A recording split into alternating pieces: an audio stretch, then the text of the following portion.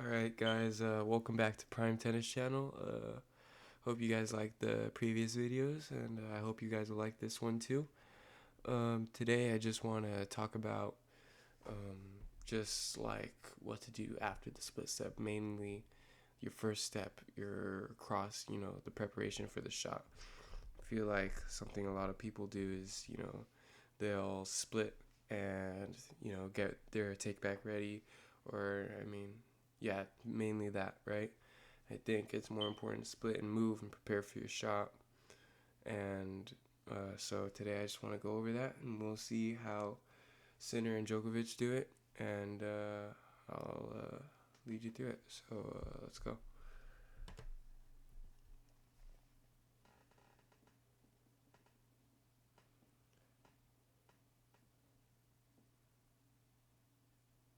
Okay, so right, you serve, you return.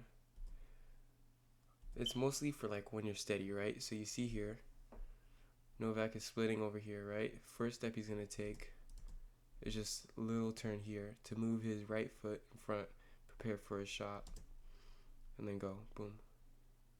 And then again here, even though Sinner missed the backhand, or the forehand, because he slipped, you see Novak's gonna split here, and then move this foot forward. And for that shot, like, he wasn't gonna hit it, he'd have to move over here, but his first step is just preparation. Does that make sense? So let's look at a few more points.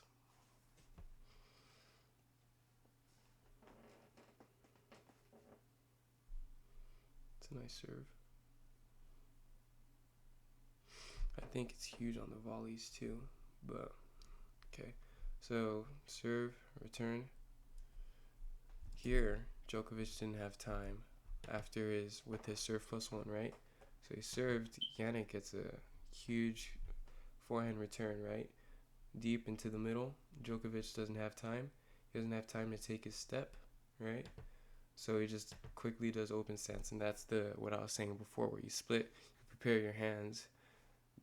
There are some moments where that's necessary, like this one here, but typically that's not like his ideal situation where, ideally he'd want to have time and prepare for his first step to be preparation, rotating his hips.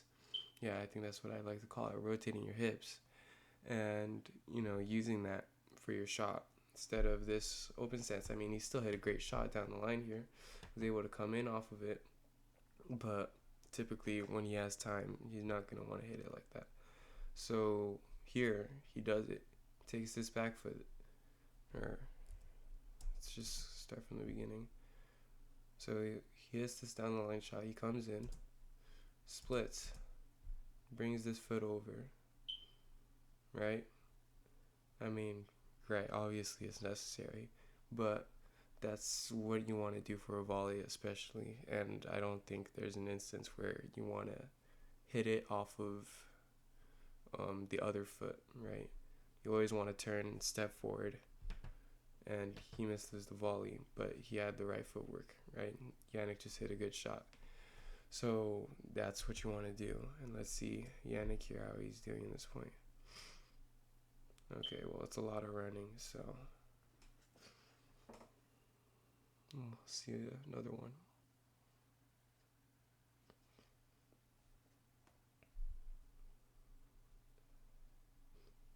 You see split and turn, split and turn.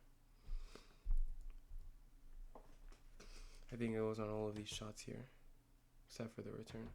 So he hits, Djokovic splits, brings his foot forward. Doesn't mean you really have to hit on the front foot, or you have to hit stepping in, but just to have that hip rotation hit. He brings, the first step he takes is bringing this one forward and rotating his hips. You can see how his knees are bent towards the back because he's rotating. It's like a screw, and then he unloads it. And Sinner here too. Split, and then he brings his right foot across his body. And let's see Djokovic here. Shot. Split, brings it across his body. Sinner did the same thing, but he shanked it. But you guys see what I'm saying, right? Like, it's always split and cross, split and cross, split and cross whenever they can. Okay, this is another one I want to talk about, is that the hip rotation, it doesn't always have to be forward. Like with this shot that Djokovic hit, the serve plus one, he needed to create space. So instead of crossing forward, he opened his hips backwards. So you see serves, splits, and he's going to bring this foot back around him. That way he can create space, and then he's going to continue to move in that direction so he can hit his forehand instead of his backhand. Boom. It's a nice shot. So sometimes you want to, instead of crossing forward, cross back. Create that space so you can hit a better shot. Or even if it's just defensive too. Split. He did it here. This isn't really like, how do I put it? Okay, let's just look. Okay, so split. He brings this foot back around because this ball's coming at him. Yeah, it's to create space, but it's also like, oh man, I'm on the defensive. I gotta create more time for myself. So he splits, goes back, takes a couple shuffle steps, and he's able to hit a better shot. Because if he splits, steps forward, then the ball is coming into him, and he will be jammed. He won't be able to hit the ball, right? So sometimes you want to cross back instead of crossing forward. That's a nice shot.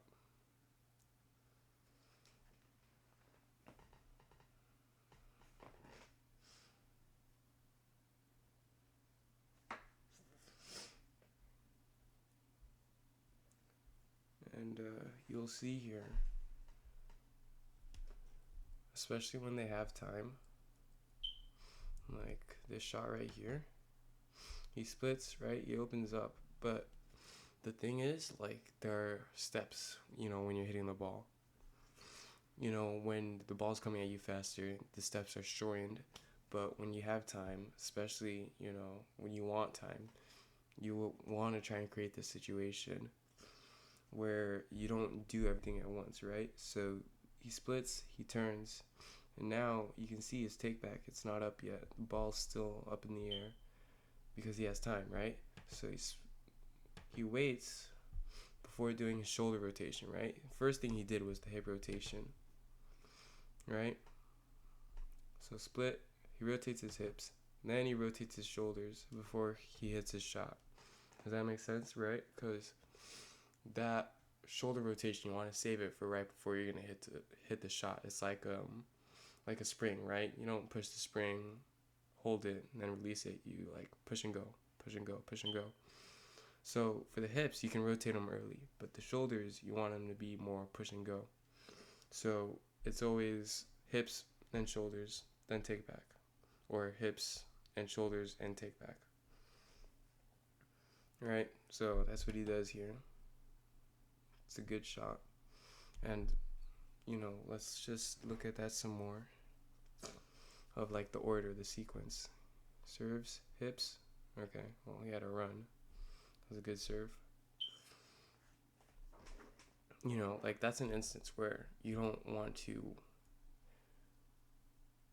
Sometimes you don't always want to split and rotate, right? Sometimes you got to split and run. Like the point earlier where Sinner, he hit that shot to Djokovic when he was hitting the volley. In the beginning, you can go back and look at it, but on that shot, you can see Sinner was moving. He wasn't splitting and rotating. He didn't have time. So when you don't have time, that's something that you want to keep in mind, is that you don't have to split and rotate. Just run and get to the ball. It's not really going to matter if you rotate if you don't get there, right? So let's look at a couple more. So split here on this shot. Djokovic did it. Split. He rotates his hips, then his shoulders, then the take back, and he unloads. Same here with Sinner on that running backhand. He runs. His hips are rotated, but right before he hits, he does his shoulder rotation.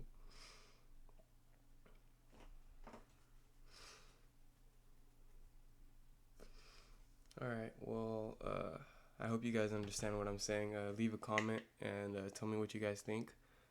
Like, dislike, just to give me some feedback on the video so I know what I can do better. Hope you guys like this episode, and I'll see you next time.